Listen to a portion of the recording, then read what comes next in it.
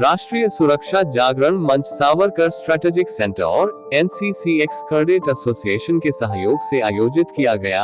मुंबई में 26 नवंबर 2008 में आतंकवादी हमले में शहीद हुए जवानों को याद करने के साथ साथ उनसे लड़ने वाले साहसी वीरों ने अपना अनुभव बताया कि किस जबाजी के साथ आतंकवादियों को उन सभी ने मुंह तोड़ जवाब दिया। इस मौके पर महाराष्ट्र के पालक मंत्री मंगल प्रभात लोढ़ा, विक्रमादित्य सिंह, वरिष्ठ पुलिस निरीक्षक Sanjay Govekar, advocate Milind कापडे, NCC x cadet association के प्रेसिडेंट हेमंत महाजन, संचालक सावरकर स्ट्रेटेजिक सेंटर और विनायक काले सुरक्षा जागरण मंच कार्यवाह सहित कई मान्यवर इस मौके पर मौजूद रहे, जहां सभी ने शहीदों को श्रद्धांजलि दी और आए हुए लोगों का मार्गदर्शन भी किया।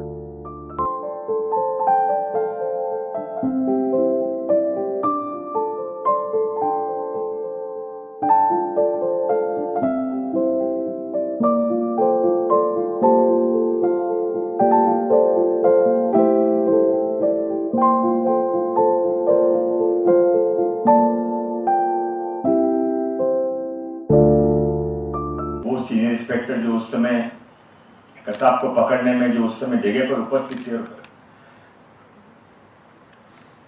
तुकाराम ओंबले जी के आत्म दहन के बाद जिन्होंने कसाब को पकड़ा, उनको भी गोली लगी थी। ऐसे मेरे मित्र श्री संजय गोलीकर जी, और जिनको काम को प्रणाम करने के लिए, जिनके काम को अभिनंदन करने के लिए मैं यहाँ विशेष तौर पे आया हूँ, ऐसे श्री विनायक काले जी और उनकी टीम।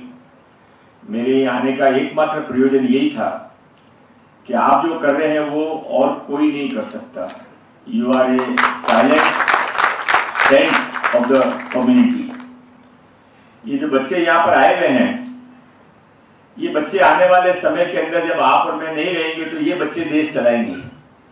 और इसके लिए आज आपने बहुत अच्छा किया कि आज के समय के युग के अनुसार आपने एनसीसी के कैडेट्स, एक्स कैडेट्स को बुलाया।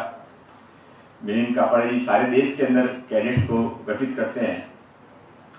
मैं ज़्यादा वक्त नहीं लूँगा, मैं एक्चुअली में ज़्यादा देर रहना चाहता था, पर थोड़े अड़चन ऐसा हो गया। एक तो मेरी विधानसभा मानगंगा में आज एक महाआरती है, इसके अलावा देवेंद्र जी फडणवीस और सीएम साहब की तरफ से एक गेटवे ऑफ इंडिया पर आज ये 26/11 का एक कार्यक्रम है। और सौभाग्य दुर्भाग्य ऐसा है कि सारे कार्यक्रम एट ए टाइम है।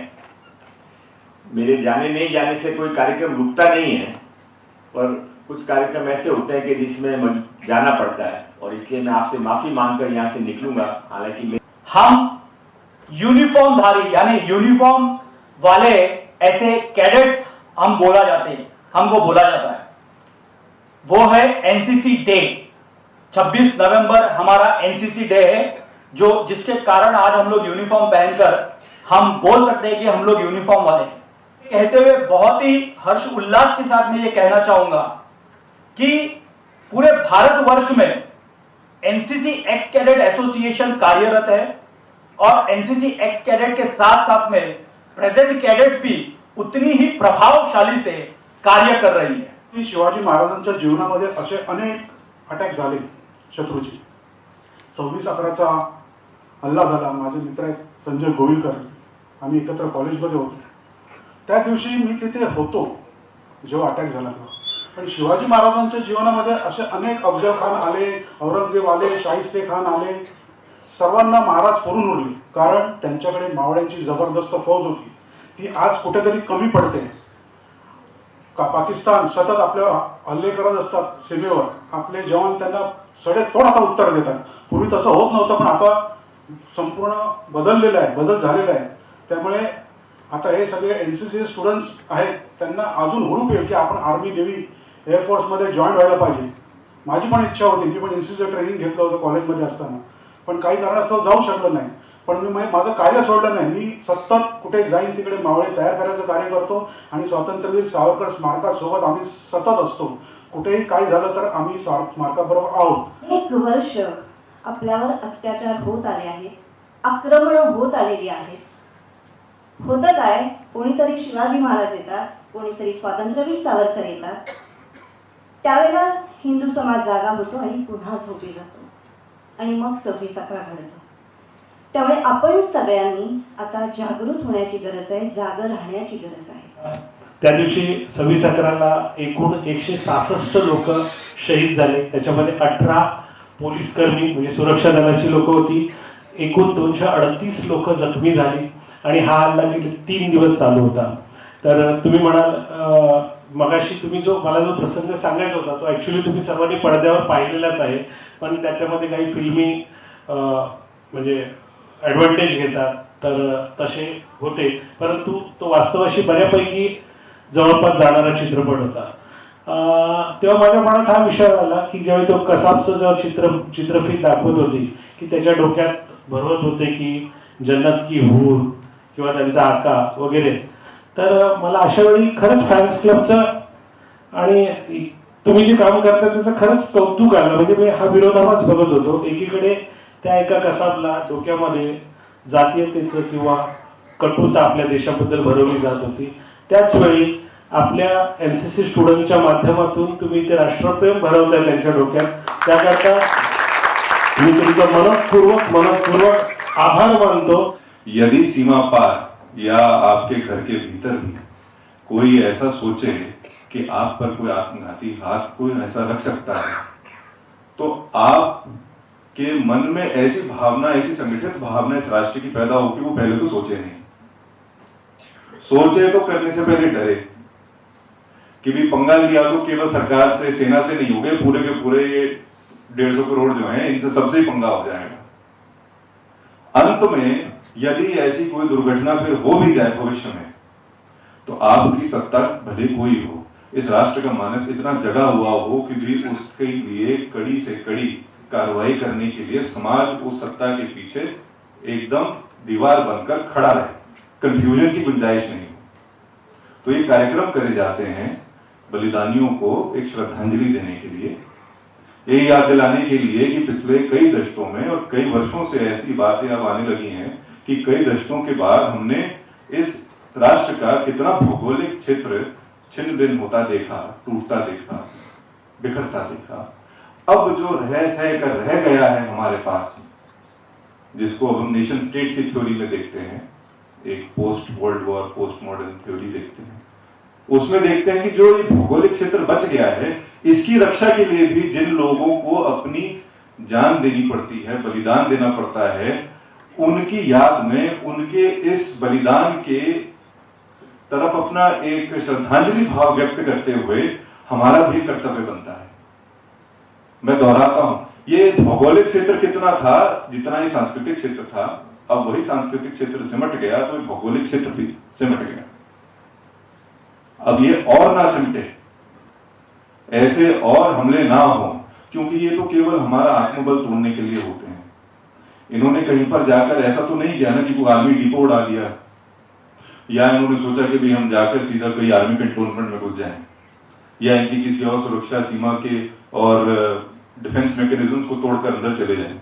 ये तो आपका मनोबल तोड़ने के लिए होता है, ये दिखाने के लिए होता है कि भी इनके ऊपर यह आघात हम कर सकते हैं. दे आर वल्नरेबल, इनको चोट पहुंचाई जा सकती है और खून भी बहुत बहेगा. तो ये कार्यक्रम, इस तरह की एक्टिविटीज इसीलिए हैं कि आपका मनोबल हमेशा पीक पर, पिनिकल पर बना रहे. सही? तो हम क्या हैं? शेर. सबसे पहले तो मैं ये कहना चाहूँगा कि आज मुख्य 2 दिवस भी है. एक भारतीय संविधान जो आज हम लोगों ने स्वीकार किया था, उसी के साथ साथ में NCC डे, ये भी हम लोगों ने आनंद से ये आज यहाँ पर हम लोगों ने मनाया है. और सबसे बढ़िया और सबसे फोकस जो कार्यक्रम था आज, वो कार्यक्रम था कि जो हुतात्मा हुए थे, जो हमारे देश के लिए हुतात्मा हुए थे, 26/11 का जो आतंकवादी हमला हुआ था मुंबई पर, उस समय जो हमारे हुतात्मा हुए थे, बलिदान जिन्होंने दिया था, अपने प्राणों की आहुति जिन्होंने दी थी, उनको आभार व्यक्त करते हुए, उनको श्रद्धांजलि अर्पण करते हुए इस कार्यक्रम का आयोजन किया गया.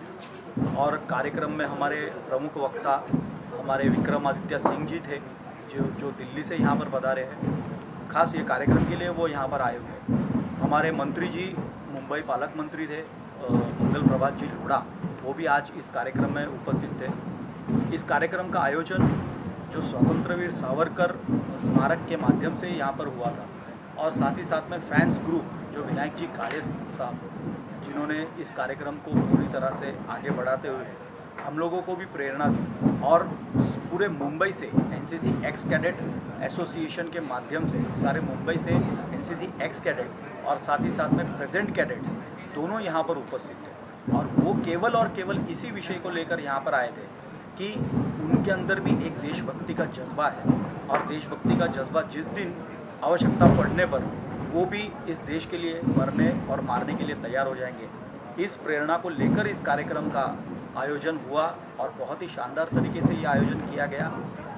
साथ ही साथ में एनसीसी एक्स कैडेट ने ये भी बताया कि हम लोग जब जब आवश्यकता पड़े हम इस देश के लिए प्राणों की आहुति देने के लिए हम तैयार हैं। आने वाली पीढ़ी को यही संदेश देना चाहेंगे कि ये आतंकवादी हमले केवल आज नहीं हुए, ये आतंकवादी हमले कई 500, 800, 1000 साल से ये आतंकवादी हमले हो रहे हैं और आगे भी होंगे।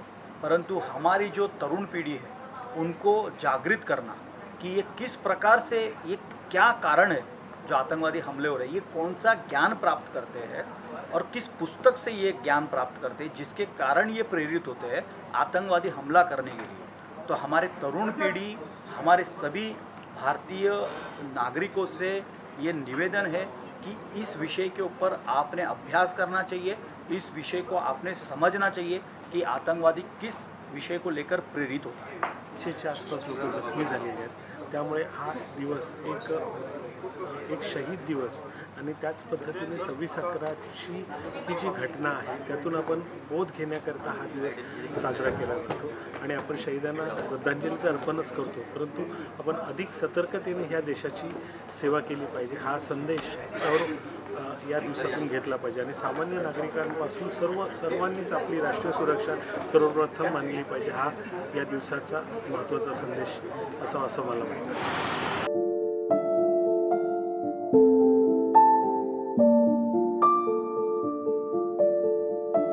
भारत माता की जय।